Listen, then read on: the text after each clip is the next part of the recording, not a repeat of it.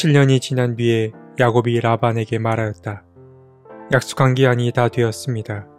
이제 장가를 들게 해 주십시오. 라헬과 결혼하겠습니다. 라반이 그 고장 사람들을 다 청해놓고 잔치를 베풀었다.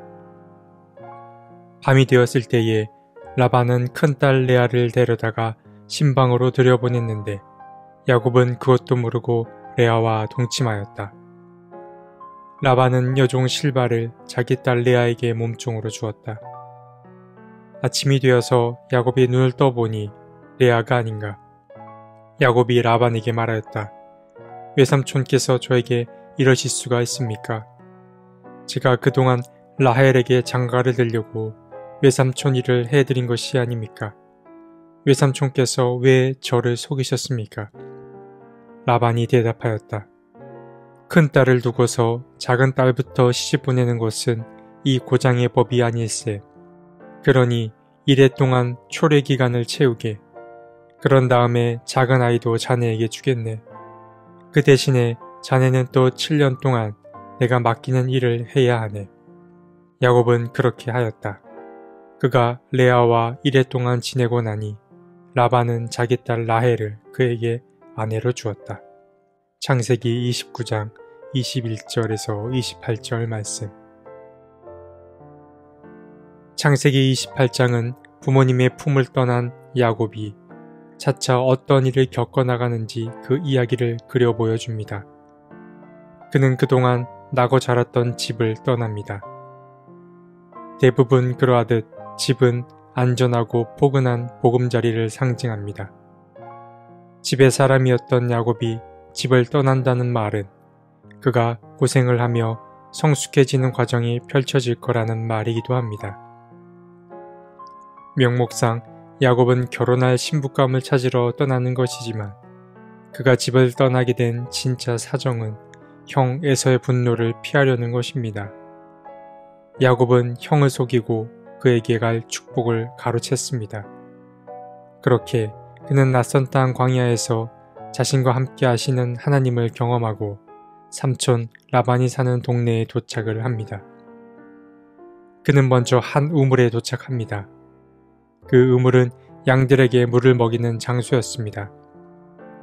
그는 그곳에서 양치는 목자들을 만났고 그들에게 라반에 관한 소식을 묻습니다.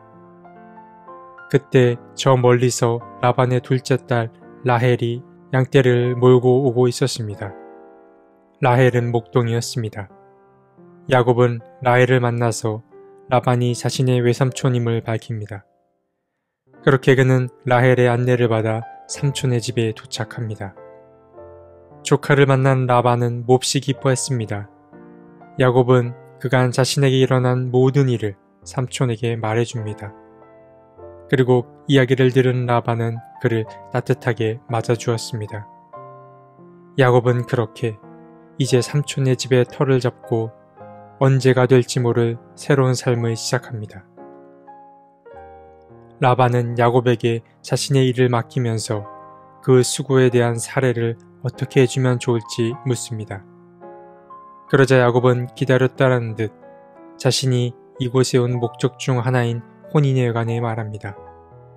자신이 7년 동안 삼촌의 일을 도울 터이니 그때에 가서 삼촌의 작은 딸인 라헬과 결혼하게 해달라고 말입니다.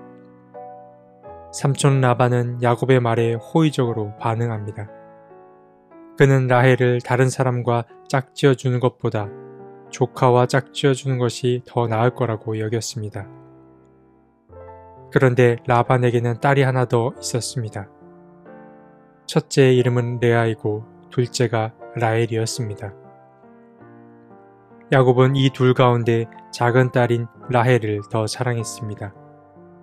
라헬과의 결혼을 기대한 야곱에게 7년이란 세월은 그저 며칠과 같았습니다. 그렇게 7년이란 시간이 금세 지났습니다. 결혼할 날이 되었고 삼촌 라반은 동네 사람들을 모두 초대해서 잔치를 베풀었습니다. 하지만 사람의 기대란 모든 게 다 되었다고 여겨질 때 틀어지기도 하는 법입니다.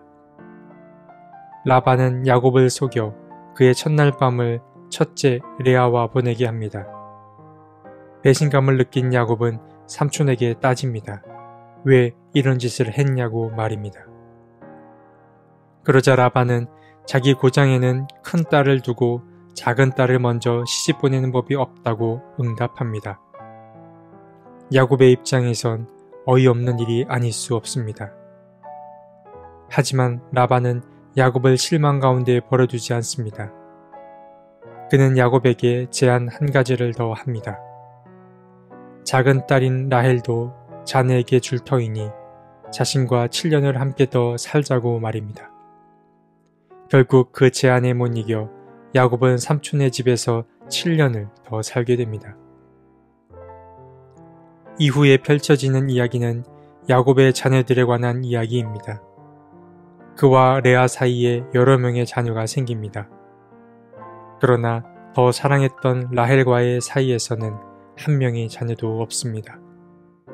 이 상황은 마치 자녀를 얻지 못해 아내 사라를 두고 여종과의 합의를 이뤘던 아브라함의 이야기를 떠올리게 합니다.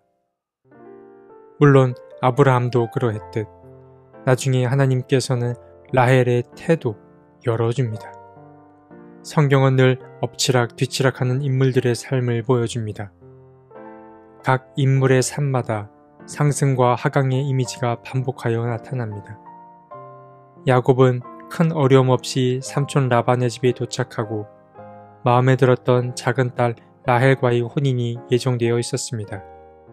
하지만 일이 잘 풀려가다가 삼촌의 개입으로 큰딸인 레아와 혼인하게 됩니다. 그는 실망을 하지만 다시 삼촌으로부터 미래를 약속받습니다. 만약 야곱이 이렇게 라반의 두 딸 모두와 맺어지지 않았다면 하나님의 역사는 어떻게 쓰여지게 됐을까요?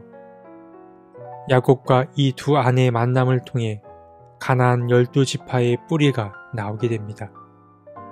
물론 나중에 이 12지파 사이에서도 화합과 분열, 다툼과 소멸 등의 다양한 이야기들이 펼쳐지지만 이 모든 과정은 하나님이 써 내려가실 역사의 일부를 담당할 뿐입니다.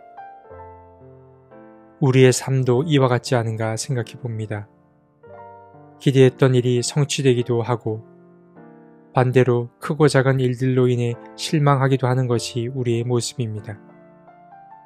삶이란 우리가 원하던 원치 않던 자신에게 일어난 크고 작은 조각들이 모여 이루어진 총합입니다. 하나님은 그렇게 우리의 기대와 실망을 통해 하나님의 뜻을 이루어가고 펼쳐가십니다.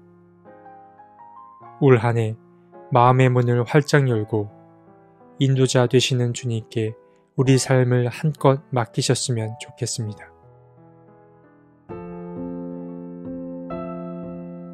하나님, 우리가 하나님께 속해 있다는 사실을 잊지 말게 해 주십시오.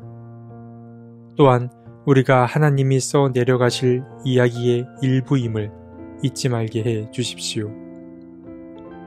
우리의 기대가 어긋나더라도 또 우리의 기대가 채워지지 않더라도 모두 하나님이 써 내려가실 이야기의 일부임을 잊지 않겠습니다.